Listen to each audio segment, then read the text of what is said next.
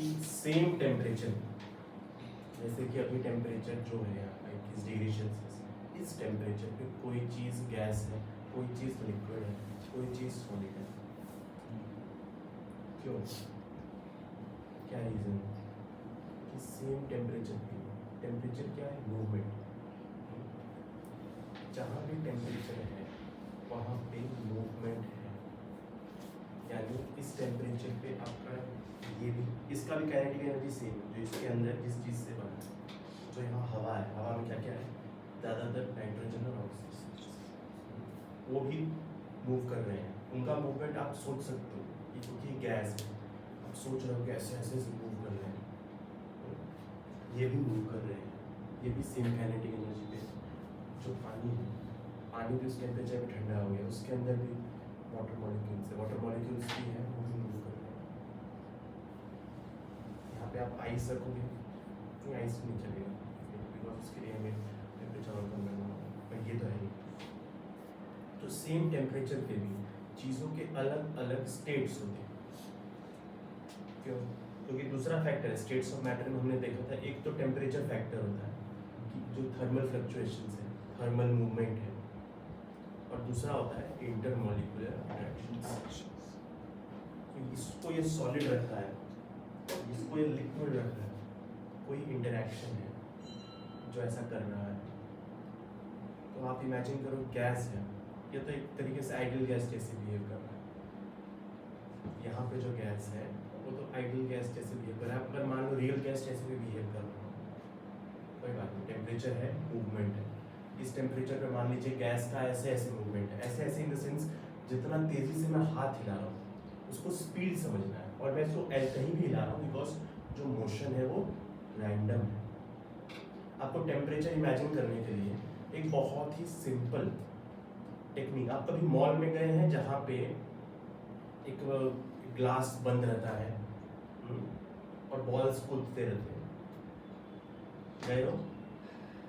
नहीं गए हो तो ठीक है, एक मशीन बनाते हैं लोग अपने दिमाग में इमेजिनेशन से, और इसके बाद आपका टेम्परेचर एकदम खत्म हो जाएगा। आप स्माइली बॉल्स देखे हो?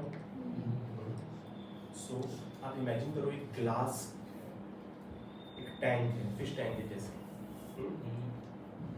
वहाँ पे स्माइली बॉल्स रखे हुए हैं बहुत सारे, बहुत सारे का मतलब कितना इमेजिन करोगे आप? 15-20 इमेजिन करो। और ग्लास टैंक कितना बड़ा होगा? इतना बड़ा होगा, और एकदम शांत, और आपके पास एक नॉब है, नॉब समझते हैं? एक स्विच टाइप का, और उसमें आप रेगुलेटर टाइप का आप इंक्रीज कर सकते हो, और वो डिक्रीज नहीं होता, वो ऐसे पीछे नहीं, ऐसे पीछे नहीं जाएगा, वो एक पर्टिकुलर पॉइंट पे ऐसे है, उससे आप आगे ही जा सकते हो, और फिर आप एक सर्कल घूमे और फिर से आगे ही जा रहा है, जितना बार वो घूम रहा है वो आगे ही जा रहा है। सो एक फिक्स पॉइंट, अब उसको आप ऐसे करने का ट्राई करो दिमाग, सब लोग पहले इमेजिनेशन से सही पॉइंट पे है कि नहीं? अब हम टेम्परेचर को एकदम लास्ट बार इमेजिन कर रहे हैं, आखिरी बार। आपके पास वो फिश टैंक है, उसमें मछली भी है, उसमें स्माइली बॉल्स हैं, हंस रहे हैं, राइट?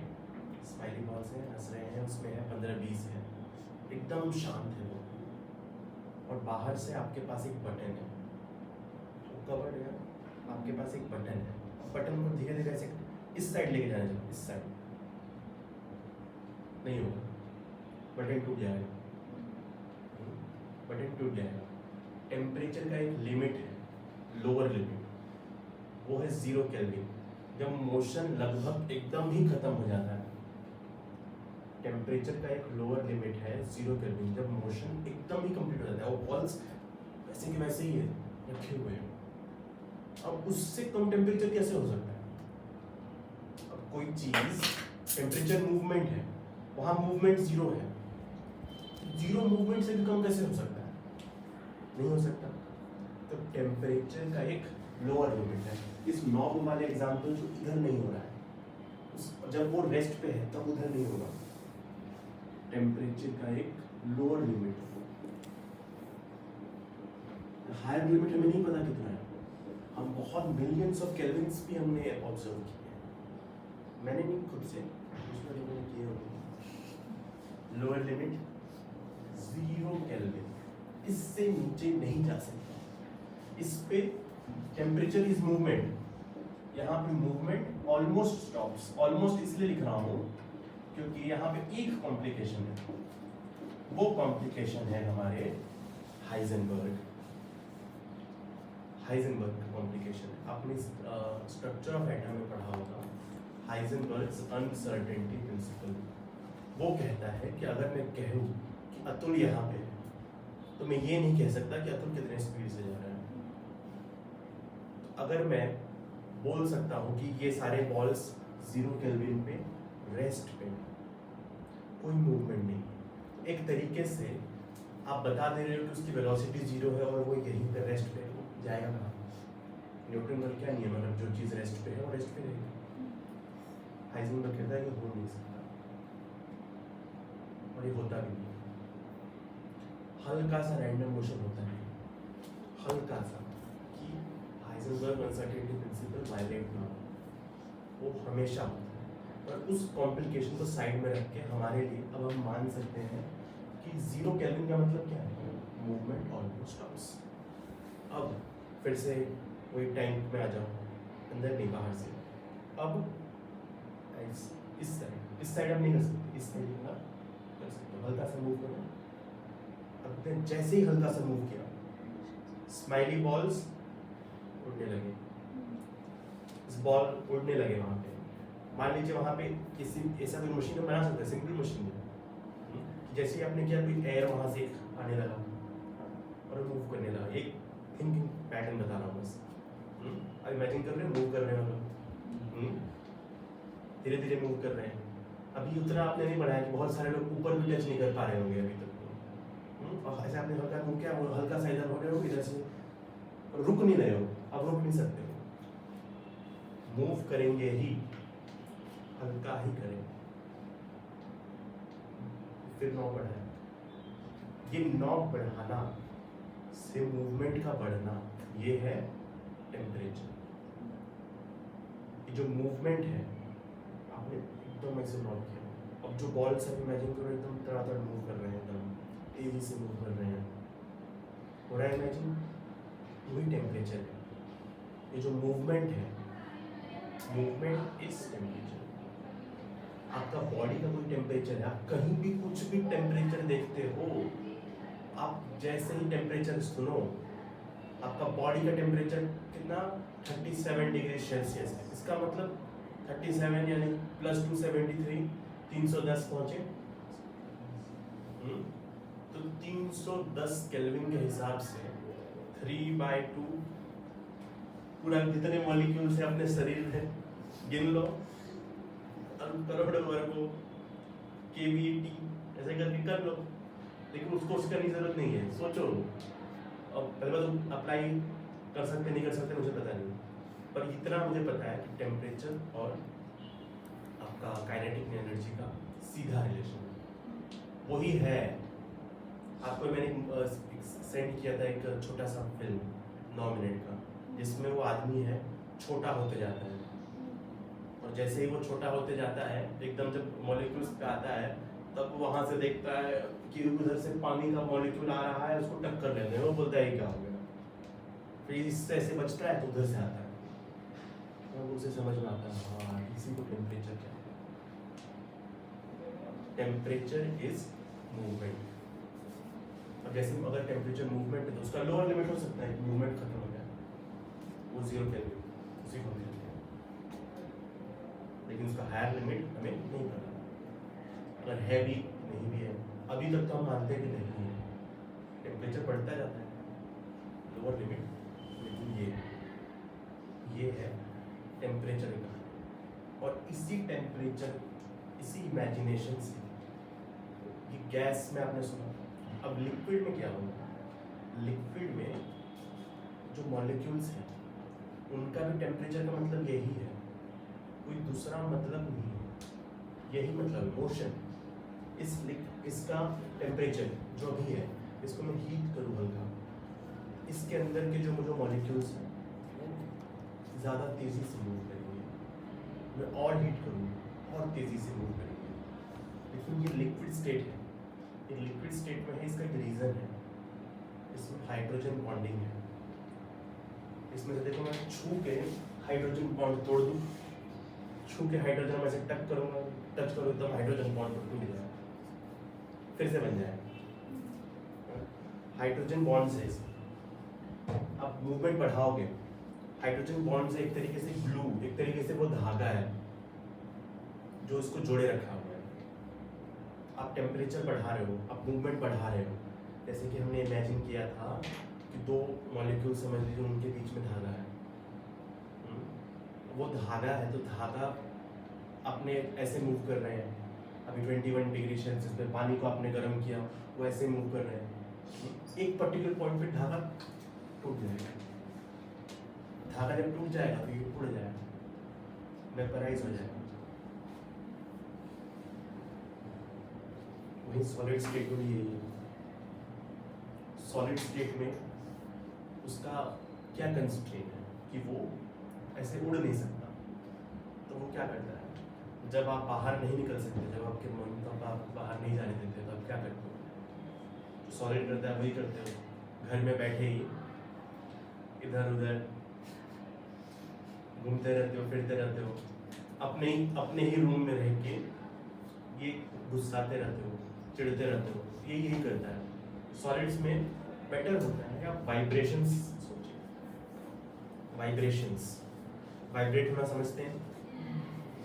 सो जो दो है सॉलिड है, अब ये सॉलिड है तो ऐसे ऐसे नहीं हो सकता, ऐसे ऐसे ये नहीं हो सकता, तो ये क्या करता है, अपने इधर ही वाइब्रेट करने लगता है। इसे सॉलिड वाइब्रेशन, जो उसका काइनेटिक एनर्जी है वो वाइब्रेशन दे रहा है।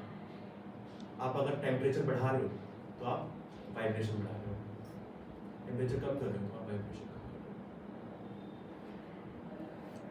हो। सॉलिड में इन दोनों मॉलिक्यूल्स के बीच में जो धागा है बहुत स्ट्रॉन्ग, बहुत स्ट्रॉन्ग। अलग अलग टाइप के सॉलिड्स होते हैं। ये धागा यानी ये इंटरेक्शन की बेसिस पे आपका मॉलिक्यूलर सॉलिड हो जाएगा। मॉलिक्यूलर सॉलिड के बाद आपका मॉलिक्यूलर सॉलिड क्या है, जिसमें जो कंस्टिट्यूएंट्स है वो आपके मॉलिक्यूल्स हो,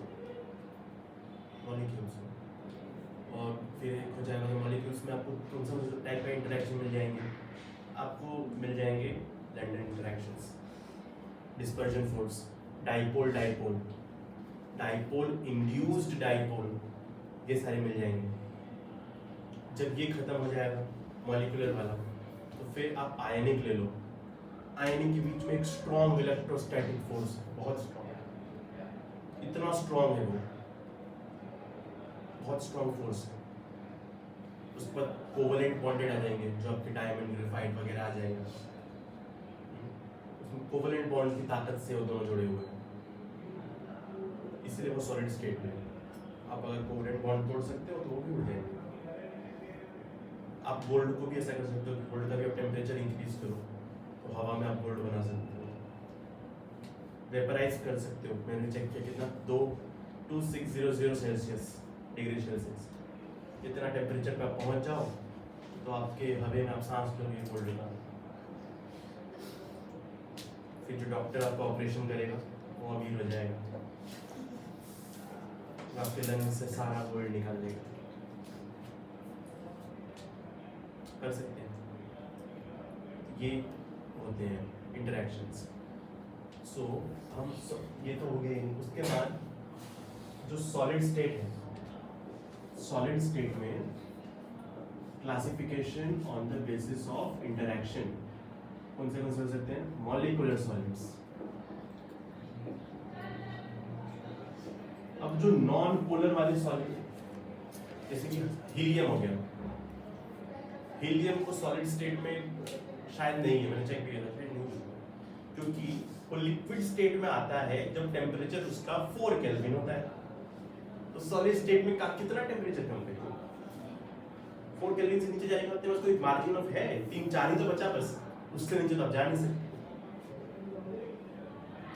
तो जो नॉन पोलर है वो सॉलिड स्टेट में उतने स्ट्रॉन्ग रहते हैं, उनको थोड़ा इंक्रीज करेंगे, इसलिए हाइड्रोजन को भी सॉलिड फॉर्म में आपने कहीं देखा नहीं होगा, होते भी होंगे शायद, ऐसे नहीं हुए होते होंगे, आर्गन शायद होता भी है, बट बहुत रेयर है। उनमें जो इंटरेक्शन होते हैं, जो धागा होता है बड़ा कच्चा होता है, आराम से तोड़ सकते हो।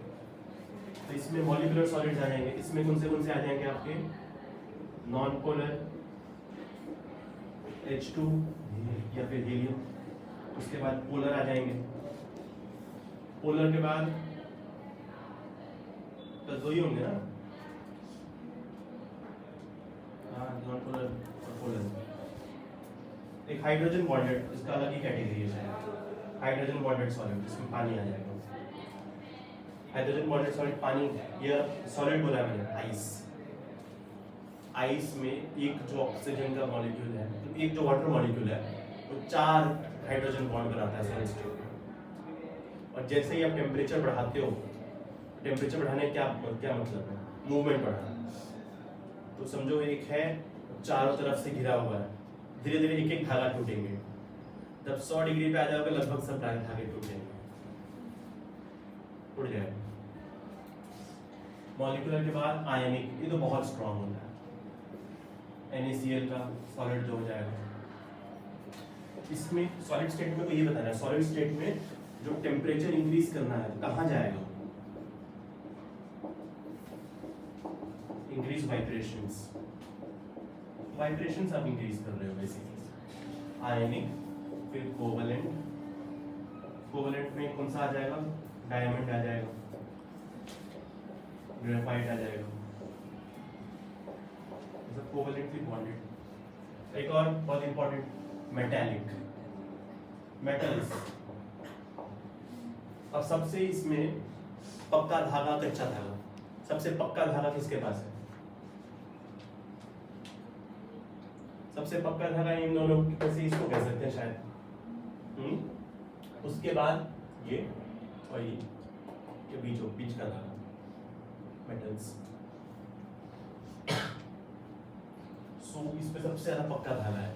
तो फॉर हमें टेम्परेचर NaCl 3 हम लेते हैं, ठीक है, 3 मॉलिक्यूल साथ साथ लेते हैं। एक हम लेते हैं, एक मेटल लेंगे हम।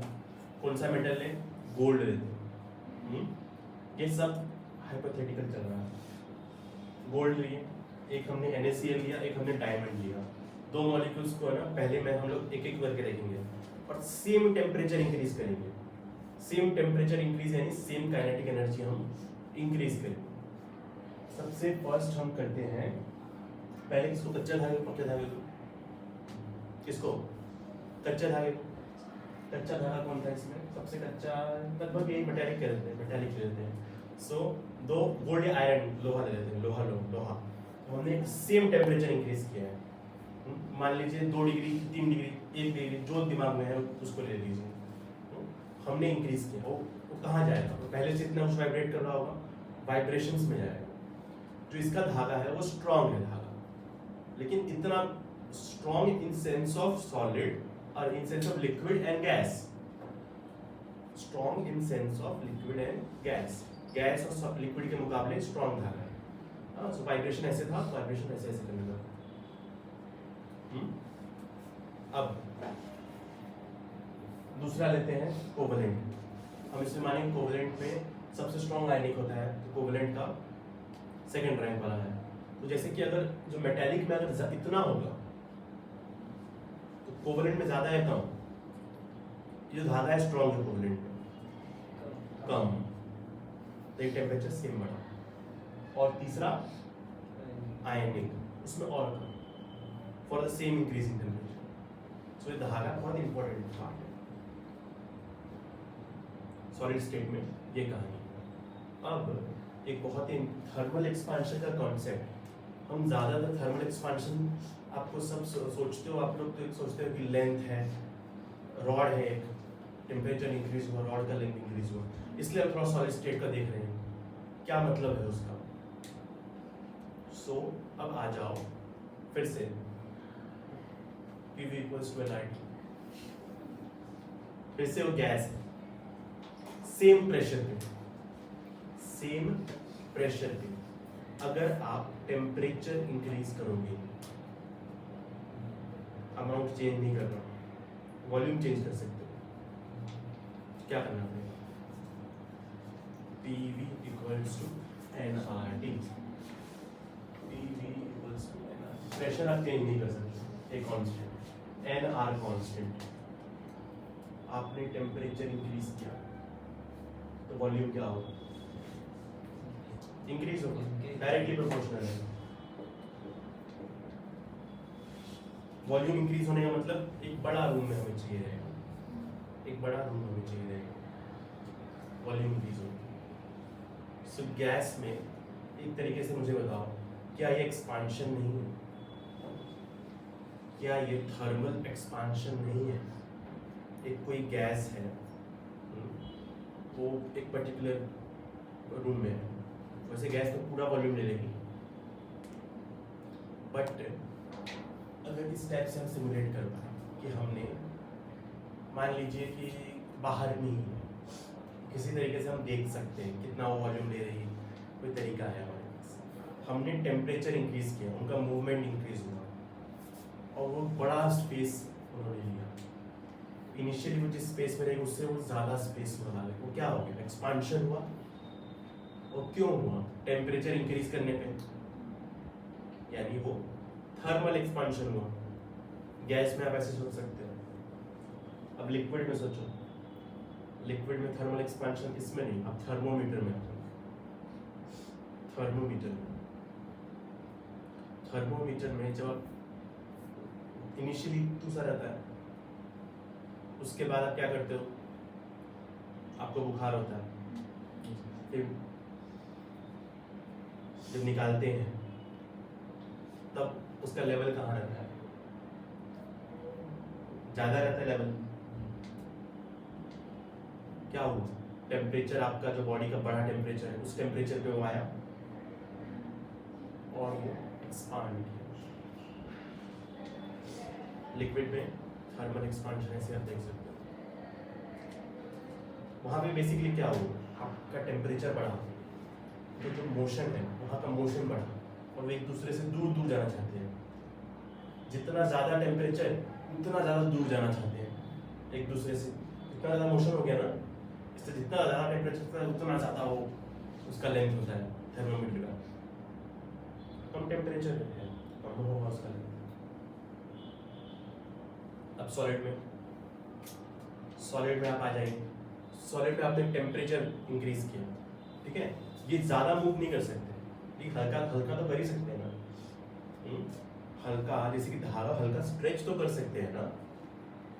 तो अपने टेम्परेचर इंक्रीज हुआ, ये इनिशियली इस लेंथ पे थे, टेम्परेचर इंक्रीज हुआ, वाइब्रेशंस इंक्रीज हो रही है, वाइब्रेशंस इंक्रीज होंगे तो हल्का सा देखो लेंथ बढ़ गई। टेम्परेचर इंक्रीज करने पे डायमेंशंस का बढ़ जाना, उसको हम क्या कहते हैं? Thermal expansion. डायमेंशंस हम कह रहे हैं 1 डायमेंशंस में देखेंगे, 2 डायमेंशन में देखेंगे, 3 डायमेंशन में, सारे डायमेंशंस में। इसको कहते हैं थर्मल एक्सपांशन। समझे थर्मल एक्सपांशन का कॉन्सेप्ट? Very good. अब आप इसको लिख लीजिए।